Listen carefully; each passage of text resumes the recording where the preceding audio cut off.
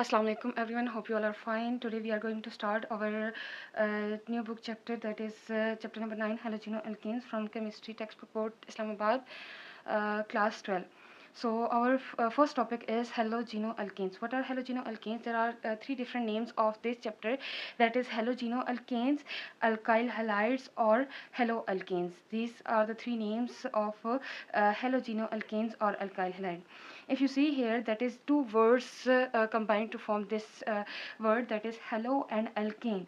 Alkanes mean the in organic compounds there is single bond between carbon atom.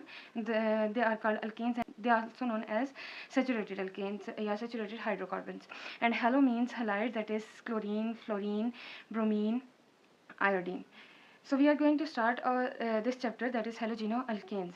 Our first topic is preparation of halogenoalkanes कि haloalkanes या halogenoalkanes को कैसे prepare किया जाता है. तो haloalkanes या halogenoalkanes को प्रिपेयर करने के लिए सबसे पहले हमें जो है वो इसके बारे में पता हो कि प्राइमरी अल्काइल हलाइड हमारे पास क्या है, secondary alkyl halide, and third one is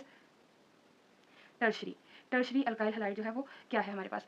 secondary, primary and tertiary alkyl halide अगर हम देखें हमारे पास, तो ये टर्म्स आती हैं डिफरेंट जब इनके साथ एक जो कार्बन एटम होता है, कार्बन एटम के साथ जब दूसरा कार्बन एटम अटैच्ड हो या अल्काइल ग्रुप अटैच हो, तो कितने अल्काइल ग्रुप होंगे, तो प्राइमरी होगा, कितने अल्काइल ग्रुप होंगे, सेकेंडरी होगा, और कितने अल्काइल ग्रुप होंगे, तो हमारे पास ये टर्शरी होगा. अगर हमारे पास जो है वो अल्काइल ग्रुप, जैसे कि RH मैंने लिखा था कि एक जो हमारे पास जो है वो CH3 है और Cl है, इसके साथ अगर ये हमारे पास देखें ये क्या है, तो ये हमारे पास प्राइमरी अल्काइल हलाइड है, जिसे हम 1 नॉट या 1 डिग्री भी लिखते हैं. प्राइमरी अल्काइल हलाइड में हलाइड के साथ एक अल्काइल ग्रुप लाजमी होना चाहिए, या उस ग्रुप के साथ जस्ट एक और कार्बन अटैच्ड हो हमारे पास. फॉर एग्जांपल मैं यहाँ पे लिखती हूँ CH3, CH2 और Cl, तो ये हमारे पास प्राइमरी अल्काइल हलाइड है. या तो जस्ट एक ग्रुप मिथाइल ग्रुप प्रेजेंट हो, या उसके साथ जो है जस्ट एक अदर कार्बन आइटम अटैच हो, उसके अलावा ना हो. देन सेकेंडरी अल्काइल हलाइड हमारे पास सेकेंड डिग्री जो होती है या सेकेंड नॉट जो होता है, वो क्या होते हैं कि जब हमारे पास वो कार्बन जिसके साथ अल्काइल ग्रुप अटैच है, हलाइड ग्रुप अटैच है, उसके साथ दो और अल्काइल ग्रुप अटैच्ड हो हमारे पास, तो वो हमारे पास जो होता है वो क्या होता है, secondary alkyl halide. And third one is हमारे पास जो आते हैं वो tertiary alkyl halide. Tertiary alkyl halide वो हलाइड्स होते हैं जब कार्बन के साथ हेलोजन जो अटैच होता है हमारे पास, उसके साथ जो है वो 3 डिफरेंट अल्काइल ग्रुप जब अटैच होते हैं, तो वो हमारे पास जो है वो टर्शरी अल्काइल हलाइड 3 नॉट्स, या जो है हम कहेंगे कि 3 डिग्री जो है वो हमारे पास है. अगर हम देखें कंपेयर करें इन तीनों के से को कि कौन सा ज़्यादा जो है वो स्टेबल है, तो हम कहेंगे टर्शरी अल्काइल हलाइड हमारे पास ज़्यादा स्टेबल है.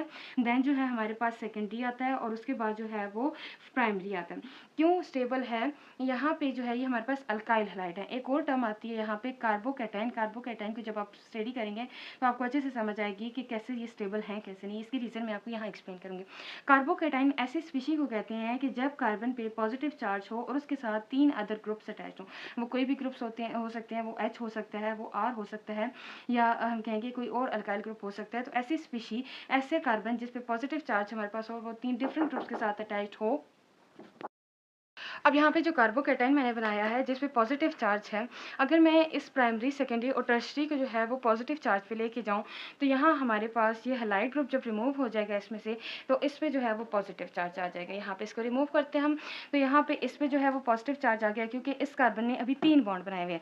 यहाँ पे भी देखें, इस कार्बन ने यहाँ पे 2 बॉन्ड, इसके साथ हाइड्रोजन के साथ, और तीसरा ये कार्बन की क्या वैलेंसी होती है कि वो 4 बॉन्ड बनाता है. तो यहाँ पे क्या है, इस पे भी पॉजिटिव चार्ज यहाँ पे आ जाएगा.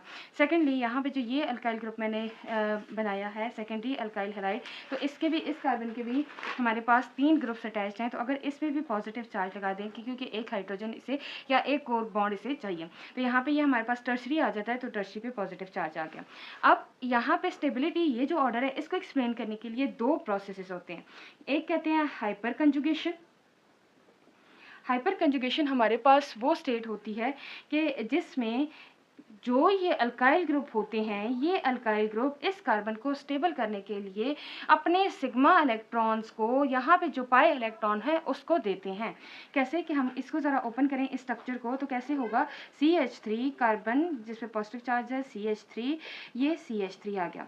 तो इस कार्बन के अगर हम देखें तो इसको ड्रॉ करके देखें तो कार्बन की होती है 1s2, 2s2 और 2p2। ऑर्बिटल्स में जब हम ड्रॉ करते हैं तो 2s2 हमारे पास ये आ गया, और यहाँ पे हम दूसरा इलेक्ट्रॉन अभी नहीं करते कि इसी को एक्साइटेड स्टेट पे लेके जाते हैं। तो हमारे पास जो है ये 2s आ गया और ये 2p आ गया। तो यहाँ पे जो ये एक्साइटेड स्टेट है, जब ये देखें इस एक कार्बन ने यहाँ पे 3 बॉन्ड बनाए हुए हैं, तो इसका मतलब है एक CH3 इसके साथ अटैच है, एक CH3 इसके साथ शेयर किया, मतलब एक कार्बन ने बॉन्ड इसके साथ बनाया हुआ, दूसरे ने इसके साथ, तीसरे ने इसके साथ। लेकिन यहाँ पे ये वाला जो है ये अनपेयर्ड इलेक्ट्रॉन यहाँ पे बच जाता है। तो इस अनपेयर्ड इलेक्ट्रॉन्स को स्टेबल करने के लिए, इस अनपेयर्ड इलेक्ट्रॉन की वजह से यहाँ पॉजिटिव चार्ज है क्योंकि यहाँ पे ये स्टेबल नहीं हो सकता, तो इसके लिए क्या किया गया है कि ये जो CH3 है ये इलेक्ट्रॉन डोनेटिंग ग्रुप प्रेजेंट है, ये CH3 भी इलेक्ट्रॉन डोनेटिंग है, ये CH3 भी इलेक्ट्रॉन डोनेटिंग है, और ये भी CH3 इलेक्ट्रॉन डोनेटिंग है। तो ये क्या करेंगे, अपने जो इनके सिग्मा बॉन्ड, यहाँ पे इन्होंने सिग्मा बॉन्ड्स बनाए हुए हैं, ये सिग्मा इलेक्ट्रॉन इस कार्बन को देंगे कि ये सेटिस्फाई हो सके, स्टेबल हो सके। तो वो स्टेप हमारे पास होता है हाइपर कंजुगेशन, कि जब जो है वो एक सिग्मा इलेक्ट्रॉन, सिग्मा बॉन्ड जो बना हुआ है हमारे पास, वो अपना इलेक्ट्रॉन उस इलेक्ट्रॉन्स को दे जो यहाँ पे अनपेयर्ड इलेक्ट्रॉन बचता है या पाई इलेक्ट्रॉन हम कहीं बचता है, तो वो प्रोसेस हमारे पास होता है हाइपर कंजुगेशन का।